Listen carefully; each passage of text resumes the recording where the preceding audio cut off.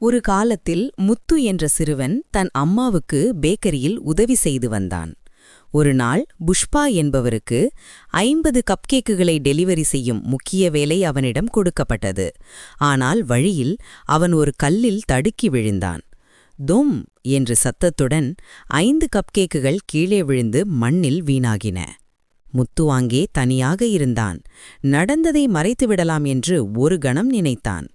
ஆனால் உடனே அவனுள் ஒரு குரல் இருந்தது.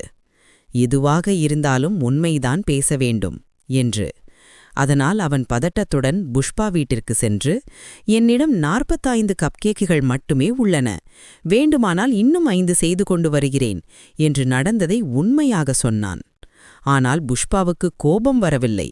மாறாக முத்துவின் நேர்மையை பார்த்து மிகுந்த மகிழ்ச்சியடைந்தார். அவர் 50 கப்கேக்குகளுக்கான முழு பணத்தையும் மேலும் டிப்ஸும் கொடுத்தார். அடுத்த நாளை முத்துவின் நேர்மையை பற்றி ஊர் முழுவதும் தெரிந்தது. மக்கள் அனைவரும் அவனது குடும்ப பேக்கரியை ஆதரிக்க திரண்டு வந்ததால் வியாபாரம் முன்னைவிட அமோகமாக உயர்ந்தது. முத்து ஒரு முக்கியமான பாடத்தை கற்றுக்கொண்டான்.